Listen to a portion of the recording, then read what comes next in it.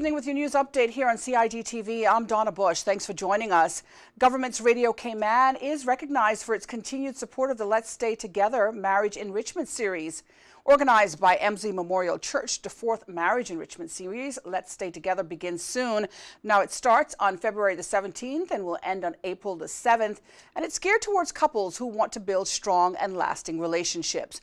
Radio Cayman was recognized at the media launch and appreciation ceremony held recently. Now, if you're interested in participating, there are limited spaces, but you can email or call the church for more details.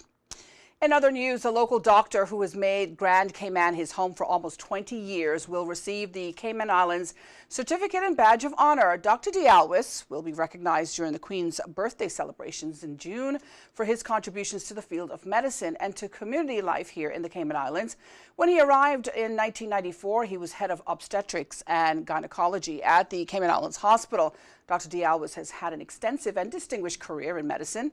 Other policies and procedures that are a legacy of his time at the hospital include a labor ward protocol, as well as perinatal morbidity and mortality meetings.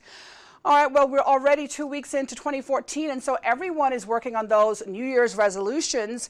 Well, nutritionist Bethany Smith of the Health Services Authority recently talked to CIGTV about the biggest trap around one popular New Year's resolution, that of diet, weight loss, and exercise. She says most times your resolution fizzles out or goes off track because you have not planned enough specifics. So one of the ways of avoiding that and sticking to the plan is to start by assessing your food intake and your activity level, and that helps you to identify what particular habits that you want to work on, and also what are realistic things to change, because something might not be realistic for you right at this moment. So the first step would be to assess where you're at and what things you think you can start working on.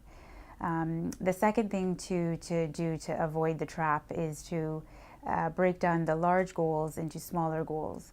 So rather than just a vague, I need to eat better, break it down into, on a daily basis, what choices are you going to make to help you to reach that. So for instance, you may say, I'm going to eat breakfast every day, or I'm going to choose vegetables at 2 meals a day to include that as part of my meal. Or you may say, I'm going to have fruit as my snack instead of chips or candy bar or whatever other vending machine option. So those are more specific choices that you can make on a daily basis. Another tip you can do is to set measurable goals. So that should help you then to track your progress. And if you have a goal that you can measure, it should answer the question, how many or how much? So you can be tracking, for instance, how many glasses of water that you're drinking a day, how many fruits and vegetables are you eating per day. And hear more on health-related resolution tips from nutritionist Bethany Smith on CIGTV. That's Tuesday evening. As always, if you missed today's news update, you can get all the details on our Facebook and YouTube pages. And don't forget to tune into Radio Cayman's Talk Today show. That's daily from 12:15 with host Sterling Dwayne Ebanks. He has all the latest on what's happening in our community. I'm Donna Bush, as always. Thanks for watching your CIGTV News Update. Bye-bye for now.